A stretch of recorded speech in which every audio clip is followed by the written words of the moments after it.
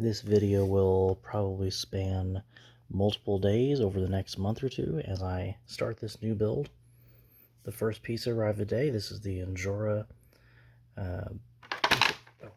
interior. For lack of a better term, it's a simple Lexan interior. This build is technically going to be for my daughter, who's only 1 year old, so she won't be using it anytime soon. But when she's old enough, providing she is interested in the hobby, this will be waiting for her. It's going to be an awesome build, I think. I'm pretty excited about it. But first things first, what I've got right now is the interior. Got some stickers here. I'm only putting these decals on. I'm not going to waste your time by watching me put these on. But here in the next coming days, I'm going to have a few other pieces of the interior and body coming in, and I'll be working on that. The last thing that's going to arrive is going to be the truck itself. I'm most excited about the body. I got some really cool ideas for it, but I'll put us all together, and probably, I imagine maybe in December or something, maybe I'll finally have this done and posted. So it should be fun. And the decals are applied. Not sure what this thing was. I assumed a glove box, but it's pretty small. Couldn't be a license plate because this is just the interior.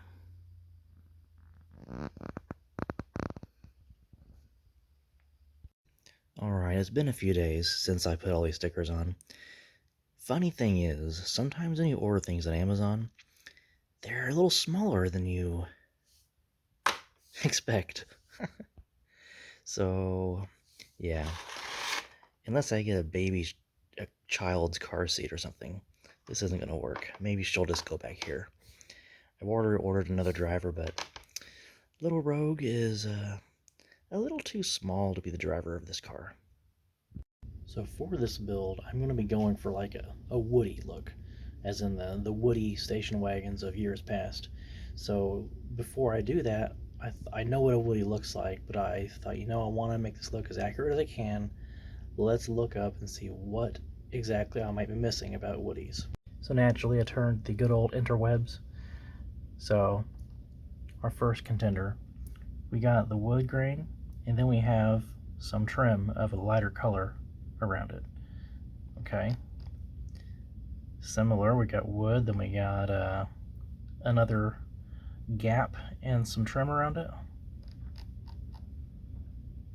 Same thing here, a little bit of light color around it. It's not a station wagon, I don't care. So I see a theme of, we got the wood paneling, and then we got a little bit of trim around the edge to pop it a little bit. So I'm gonna have to find some sort of pinstriping to go around the edges of my wood paneling. And here it is for the new build.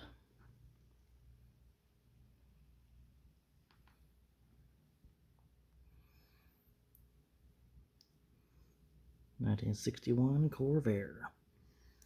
Now, of course, this is themed after the Matt's Off-Road Recovery. I'm not going for that look. I'm doing my own thing. But this is gonna be good. I've got like a rose gold paint coming in. And we're gonna give it a little bit of a woody look as well, with some wood grain contact paper. So first, I'm going to have to wash this with some soapy water to get the oils off of the plastic so the paint actually ends up looking good. Alright, my goal here is to detail the entire process, not just the small parts of it. So, hopefully I don't make a mess. Warm soapy water. Shouldn't need a lot.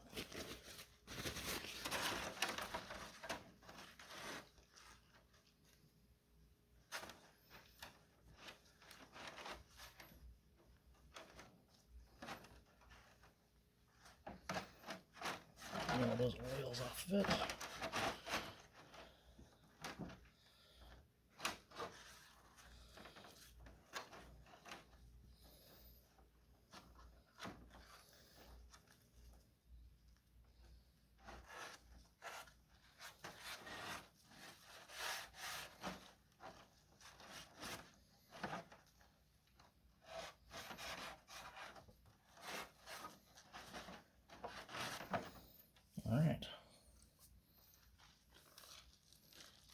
just gotta rinse it off and let it dry.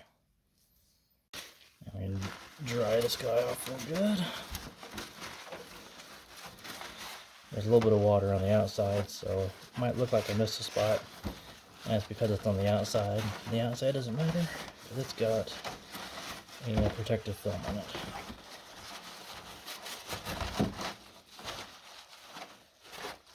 Although, me being OCD, I might just dry it off anyways. Yeah, I will. Make me feel better. Although I did notice something about this body. I don't know if it's a defect or it's damn, or if it's supposed to be this way. Right, you can't really see it in the light. There is a line right diagonally across the window, all the way up across, and here down the other side. Don't know if it's supposed to be that way. I'm assuming no. But I've already got the body. I don't really want to exchange it. I mean, I can just hope that the paint will hide it. But I guess I'll work with what I got. Tomorrow, my paint comes in the mail. So this thing will start to take shape. Alright. This kit comes with a handy sticker sheet of masking for the windows, so I can mask the inside of these windows and make sure I don't get paint on the glass. So I'm about to do that. Alright, the body is washed and masked, ready to paint tomorrow. So I've made a rookie mistake here. In my excitement, I put all the decals and stickers on the interior, and I did not realize it has a shrink wrap over it. So I have the choice of either ruining and throwing away all the stickers, or what I've chosen to do, which is cut just enough of the shrink wrap along here and every side to give something for the RTV glue silicone that I'm going to use to adhere to. I mean, you're not going to see this anyways. It's going to be glued onto the body. So I'm just going to leave the clear wrap on there and just cut away part of it so the glue will stick. But I've learned my lesson to check that. This is what I'm going to be using for the wood paneling on the side of the station wagon. This is left over from the 6x6 flatbed that I did. As far as which part I'm going to use, these look a little too weathered. I'm going to go with this. I'm just going to cut a strip of this board off and put it here. And I could take some of the lighter color and cut a little strip off of there for the pinstriping around the wood. That's kind of what I'm leaning towards, because as you can see, I've got a lot of it. If I got it, might as well use it. Alright, I went ahead and pre-marked it and pre-cut it so that it's ready to go after I'm done painting. Kind of go like that on both sides. I got some high hopes. We'll see how it turns out. Alright, it's time to prepare the real driver of this car. We got Princess Buttercup from The Princess Bride. That'll be an appropriate driver, a princess. I am going to have to do something that some of you may find this very graphic, but there will be some dismembering in this video. So if you don't think you can handle it, or you're a small child, turn away while you have time. So first we gotta do this, and we gotta, there we go. She's ready. Hopefully this makes her short enough. I think I might have to grind a little bit off. I've never grinded an action figure with an angle grinder before. This dress really gets in the way. Man. I feel kind of weird doing this. This feels kind of strange. Actually, I can probably... Yeah, well, I don't need those. Okay, that's kind of awkward. Let's pull this thing out. Maybe I can do it without any tools. Okay, no, maybe I'll need to... Yeah, go off camera and pull this thing off. That's one thing I don't like, is buying an action figure than tearing it up, but in this case, it's for the greater good. Let me take care of this and come back. Alright, we got her taken care of. Got this little guy out. That should reduce her height significantly. Let's do some fitment here. Actually, the dress is going to hide the fact that she doesn't have any legs. It's going to hide the fact that she's, for lack of a better phrase, paraplegic. I'll have to do a test fitment by putting the body on to make sure her head doesn't hit the ceiling. If not, it should be good then. Fits perfect. Head does not hit the ceiling. I think we are good. There's still some room there. So, testing success. Okay, now I'm aware this looks kind of like the scene of a really horrible crime that I'd probably go get live for. But regardless of all this body parts and I guess you could call it underwear, I don't know what the heck this is supposed to be.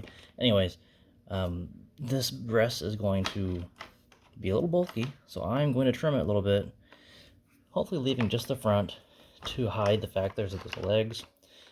I mean, I don't want a dress to cover the steering wheel, and if it bunches up like this, it's just going to look like she's parachuting like Alice in Wonderland. Alice in Wonderland, I mean. So we're going to trim it a little bit. Yeah, I never have trimmed a dress on action figure, so this is new territory for me, but all for quality build, I guess. Alright, staying true to my promise of recording every step. This looks like an episode of It's Not What It Looks Like. Let's kind of get the back of this off, and then we'll shorten the front a little bit. Let's see if it works out kind of like I'm imagining, at least. I feel like such a deviant, even though I have no intention whatsoever of it being that way. But this is, I don't know, this just feels strange. Maybe I should just stop talking about it. Maybe that'll help. I think I went too far. Come on. Okay. The things we'll do for our build, huh? Okay. Never heard of a buttless dress, but here we are. So that'll give it a lot less bulk. I'm going to say, let's see, so we want about to here probably. So let's start just like a haircut. You can take off, but you can't put back on. We'll start down here. Let's see if this is good enough. Let's at least not make it look like Tinkerbell's dress. Let's get it straight, at the very least.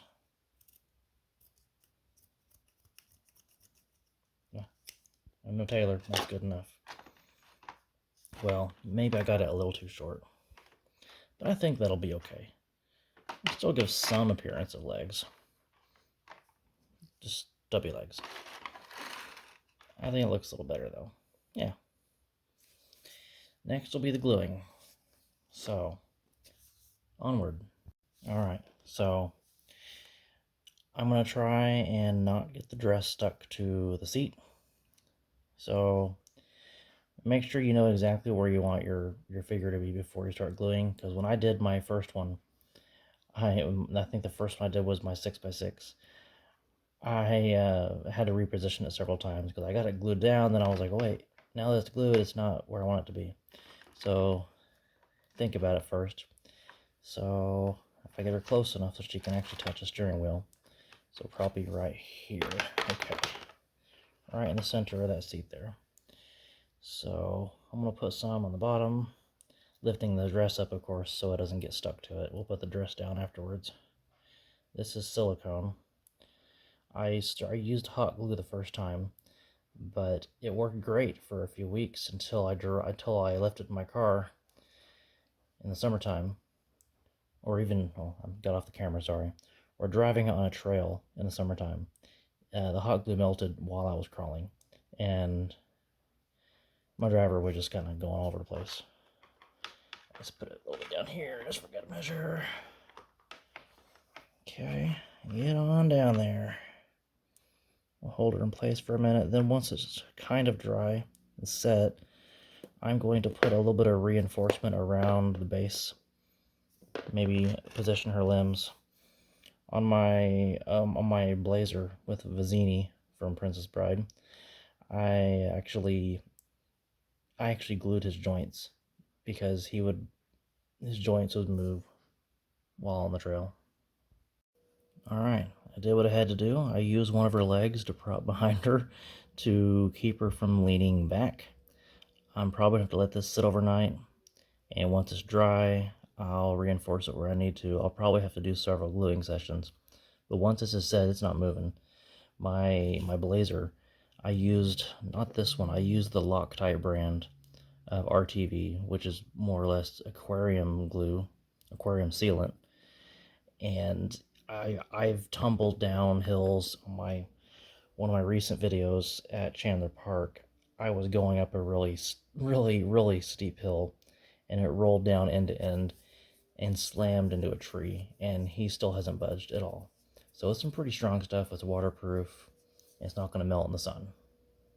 You know, odd convenience is these scraps of dress make good rags to clean all that silicone off your hands if you get any on you. So multi-purpose, or use what you got, right? So I was having a late night snack after working on this crawler, and I noticed something amazing. Prepare yourselves.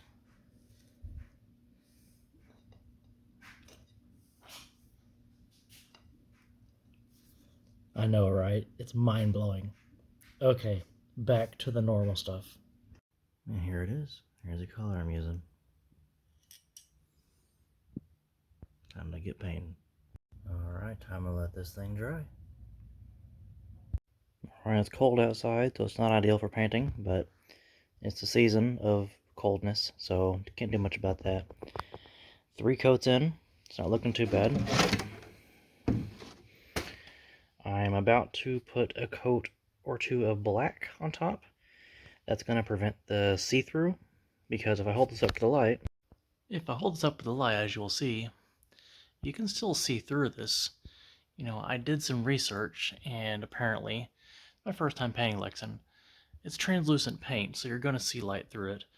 As long as I'm not seeing my hand through it, that should be fine. Which in the light, I'll see my hand through it. However, I'm not going to see my hand through it here. So that's the important thing. I can't see my hand this way. I want to see light. I'll put a coat of black on the underside. That will help prevent seeing the light. So, for example, I'm hopefully will not have the problem of recording on the trail and seeing the sunlight through the body. That would really ruin the whole scale aspect. So that's what's coming next. Black paint. Then once all the paint's dry, I can start doing the finishing touches in the body. Here's what I'm going to be using for the undercoat. PS5, not by Sony, of course, by Tamiya. I don't know how they pronounce it. Sorry guys. But that's what I'm going to be using.